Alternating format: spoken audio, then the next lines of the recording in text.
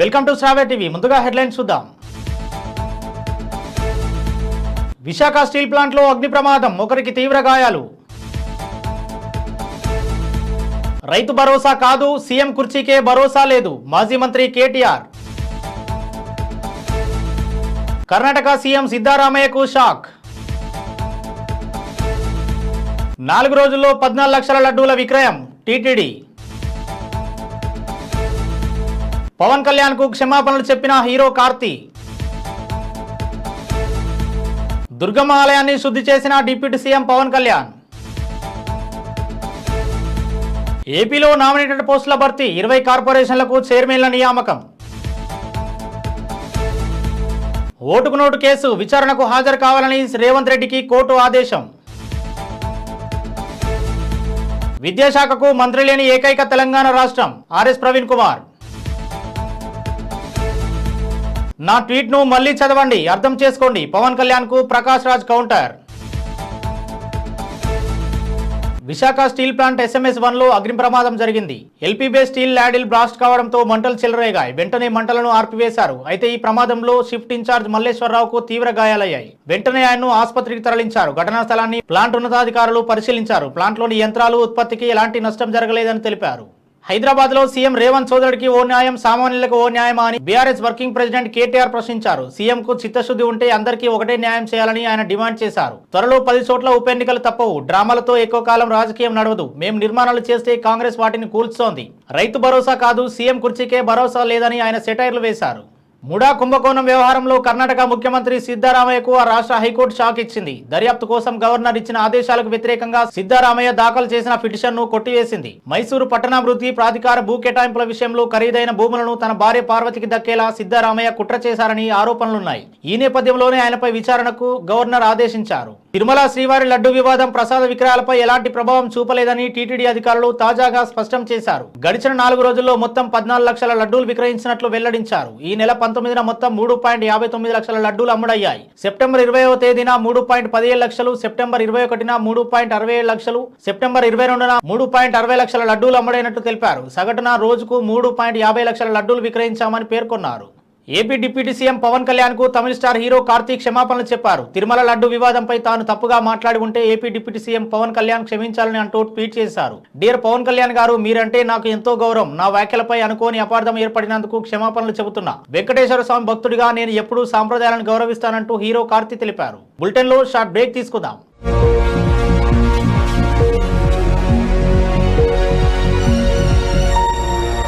నమస్తే. ఈరోజు మీకోసం ఒక అద్భుతమైన ఆఫర్ని తెలియజేయడానికి మీ ముందుకు వచ్చేసాం. ప్రస్తుతం మార్కెట్లో ఒక కొత్త ఇల్లు కొనాలి అంటే మనం ఎన్నో రకాలుగా సెర్చ్ చేస్తూ ఉంటాం. ఎన్నో ఫీచర్స్ని మనం చూస్తూ ఉంటాం. అందుకే మా నుంచి ఈ ఆఫర్ మీకోసం. 45 లక్షలకే మీ సొంత ఇంటి కలని నెరవేర్చుకుందాం. ఈ బ్యూటిఫుల్ విజువల్స్ షాద్ నగర్ టౌన్ హైవేకి ఆనుకొని అండ్ మోస్ట్ పాపులర్ ల్యాబ్స్ కి ఆపోజిట్ లో ఈ వెంచర్ ఉంటుంది. ఎంట్రన్స్ ఏరియా చూశారు కదా ఎంత బ్యూటిఫుల్ గా ఉందో. స్పెక్ట్రా సిటీ ఇదొక గేటెడ్ కమ్యూనిటీ. 120 గజాల డబుల్ బెడ్రూమ్ హౌసెస్ ఇందులో కన్స్ట్రక్ట్ చేయబడి ఉన్నాయి. ప్రతిష్టాత్మక సంస్థ స్పెక్ట్రా సిటీ మీకు అందిస్తోంది double bedroom individual houses. Total house వచ్చేసి మనకు 120 స్క్వేర్ యార్డ్స్ లో ఉంది, అంటే 120 గజాలు.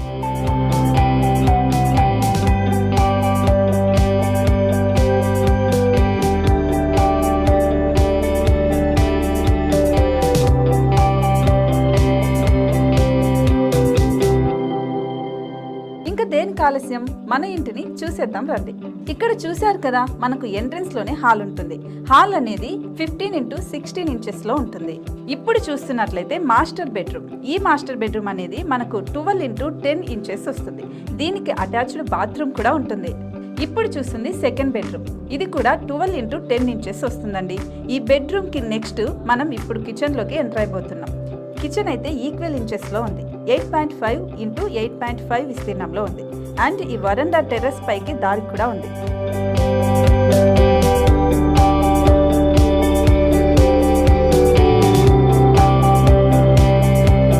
టెర్రస్ పై నుంచి వ్యూ చూశారు కదండి, ఎంత బ్యూటిఫుల్ గా ఉందో.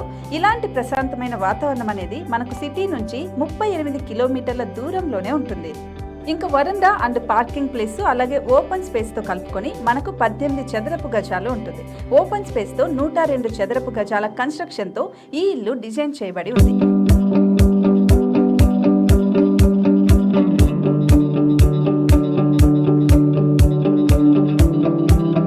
మొత్తం gated community and present 70 houses మనకు కన్స్ట్రక్ట్ చేసి ఇస్తున్నారు. అందులో 45 హౌసెస్ మాత్రం సేల్ అయిపోయాయి. ఇంకా 25 మాత్రమే ఉన్నాయి. అలాగే లిమిటెడ్ ఎడిషన్స్ మాత్రమే ఉన్నాయి. హైవే రోడ్డు నానుకొని తూర్పు పడమర ఫేసింగ్ కి నిర్మాణమై ఉంటాయి. షాద్ నగర్ లో ఎంఎస్ఎన్ ల్యాబ్ కి ఎదురుగా ఉంది ఈ డబుల్ బెడ్రూమ్ ఇండిపెండెంట్ హౌసెస్. మిమ్మల్ని ఆహ్వానిస్తున్నాయి. మనకి వెంచర్ ఓవరాల్ గా ఎగ్జిట్ నెంబర్ 16 నుంచి 38 కిలోమీటర్లు వస్తుంది. అలాగే కొత్తూరు జంక్షన్ నుంచి 15 కిలోమీటర్స్ మాత్రమే ఉంటుంది. షాద్ నగర్ మున్సిపాలిటీ పరిధిలో నేషనల్ రిమోట్ సెన్సింగ్ కి ముందే ఈ వెంచర్ ఉంటుంది.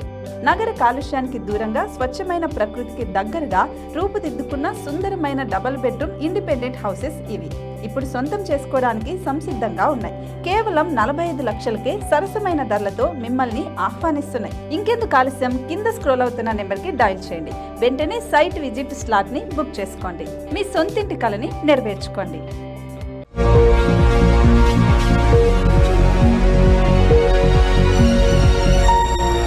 Welcome back. ప్రాయశ్చిత్త దీక్షలో భాగంగా డిప్యూటీ సీఎం పవన్ కళ్యాణ్ విజయవాడ కనకదుర్గమ్మ సన్నిధిలో శుద్ధి కార్యక్రమం చేపట్టారు. అమ్మవారిని దర్శించుకుని ప్రత్యేక పూజలు చేశారు. ఆలయం మెట్లను పవన్ శుభ్రం చేశారు. అనంతరం వాటికి పసుపు రాసి కుంకుమ బొట్లు పెట్టి శుద్ధి చేశారు. వేద పండితుల మంత్రోచ్చరణల మధ్య ఈ కార్యక్రమం నిర్వహించారు. ఏపీలో పలు నామినేటెడ్ పోస్టులను భర్తీ చేస్తూ ఏపీ ప్రభుత్వం ఉత్తర్వులు జారీ చేసింది. ఇవాళ మొత్తం 20 కార్పొరేషన్లకు చైర్మన్లను నియమించింది. అలాగే ఒక కార్పొరేషన్ కు వైస్ చైర్మన్, వివిధ కార్పొరేషన్లకు సభ్యులను కూటమి ప్రభుత్వం ప్రకటించింది. ఇందులో జనసేన నుంచి 3, బీజేపీ నుంచి ఒకరికి అవకాశం దక్కింది. ఇక ఆర్టీసీ చైర్మన్ గా కొనకళ్ళ నారాయణ, వక్ఫ్ బోర్డు చైర్మన్ గా అబ్దుల్ అజీజ్, షాప్ చైర్మన్ గా రవి నాయుడుని, 20 సూత్రాల అమలు కమిటీ చైర్మన్ గా లంకా దినకర్ ను ప్రభుత్వం నియమించింది.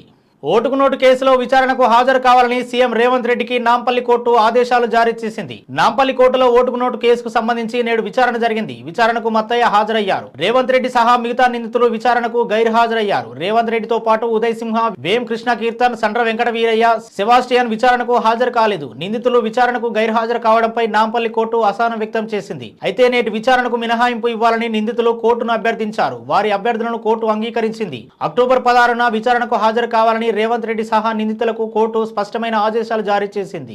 రాష్ట్రంలోని కాంగ్రెస్ ప్రభుత్వం డిఎస్సి ఫలితాల విడుదలపై చేస్తున్న జాప్యం విషయమై బీఆర్ఎస్ నేత ఆర్ఎస్ ప్రవీణ్ కుమార్ ఎక్స్ వేదికగా ప్రశ్నించారు. అసలు ఈ రాష్ట్ర విద్యాశాఖ మంత్రివర్యులు ఎవరు? ఆయన ఏ ప్రపంచంలో సేదతీరుతున్నారు? విద్యాశాఖ మంత్రి లేని ఏకైక రాష్ట్రం తెలంగాణ మాత్రమే అని ఫైర్ అయ్యారు. ఉపాధ్యాయుల అవసరం ఉందంటూ హడావిడిగా పరీక్షలు నిర్వహించిన ప్రభుత్వం ఇప్పుడు ఫలితాలు ఎందుకు విడుదల చేయడం లేదని నిలదీశారు. తెలంగాణ ప్రభుత్వం ఆగమేఘాల మీద డిఎస్సి పరీక్షలు జూలై 18 నుండి ఆగస్టు 5 వరకు ఆన్లైన్లో నిర్వహించిందని, చాలా మంది అభ్యర్థులు వాయిదా వేయాలని వేడుకున్నా పట్టించుకోలేదని విమర్శించారు. తొందరగా టీచర్ల అవసరం ఉందని ప్రభుత్వం హడావిడిగా పరీక్షలు నిర్వహించిందని ఆరోపించారు. వారం రోజుల్లో డిఎస్సి ఫలితాలు విడుదల చేస్తామని డిప్యూటీ సీఎం బట్టి విక్రమార్క చెప్పారని, అలాగే సెప్టెంబర్ 5వ తేదీ వరకు నియామకాలు చేపడతామని కూడా హామీ ఇచ్చారని, కానీ అమలుకు నోచుకోవడం లేదని ప్రవీణ్ కుమార్ మండిపడ్డారు. గత కొన్ని రోజులుగా తిరుమల లడ్డు వ్యవహారం తీవ్ర కలకలం సృష్టిస్తున్న సంగతి తెలిసిందే. అయితే తిరుపతి లడ్డు కల్తీకి వ్యతిరేకంగా గలం విప్పినందుకు తనను తప్పుపట్టే విమర్శకులపై AP deputy CM Pawan Kalyan మంగళవారం తీవ్ర స్థాయిలో విరుచుకుపడ్డారు. ఇందులో భాగంగా సనాతన ధర్మంపై దాడులు చేస్తే సహించేది లేదని హెచ్చరించారు. అలాగే గతంలో తిరుమల లడ్డు వివాదంపై నటుడు ప్రకాష్ రాజ్ చేసిన వ్యాఖ్యలపై స్పందిస్తూ సనాతన ధర్మంపై జరుగుతున్న దాడులపై తాను మౌనంగా ఉండబోనని స్పష్టం చేస్తూ లౌకికవాదం అనేది వన్ వే వ్యవహారం కాదని మండిపడ్డారు. దీంతో ఈ విషయం తెలుసుకున్న నటుడు ప్రకాష్ రాజ్ సోషల్ మీడియా వేదికగా స్పందించారు. ఇందులో భాగంగా పవన్ కళ్యాణ్ గారు, మీరు నా ట్వీట్ ని తప్పుగా అర్థం చేసుకున్నారని, అలాగే ప్రస్తుతం తాను విదేశాలలో షూటింగ్ లో ఉన్నాను కాబట్టి సెప్టెంబర్ 30 తర్వాత ప్రెస్ మీట్ నిర్వహించి సమాధానాలు ఇస్తానని చెప్పుకొచ్చాడు. ఈలోపు వీలైతే మరోసారి తన ట్వీట్ ని చదవాలని కోరాడు. శ్రీ పవన్ కళ్యాణ్ గారు, నేను ఇప్పుడే మీ ప్రెస్ మీట్ ని చూశాను. నేను చెప్పింది ఏంటి? మీరు దాన్ని అపార్థం చేసుకుని తిప్పుతున్నదేంటి? నేను ఇప్పుడు విదేశాల్లో షూటింగ్ లో ఉన్నాను. 30వ తారీఖు తర్వాత వచ్చి మీ ప్రతి మాటకి సమాధానం చెప్తాను. ఈ మధ్య మీకు వీలైతే నా ట్వీట్ని మళ్ళీ చదవండి, అర్థం చేసుకోండి ప్లీజ్. బులెటిన్లో హెడ్లైన్స్ మరోసారి చూద్దాం.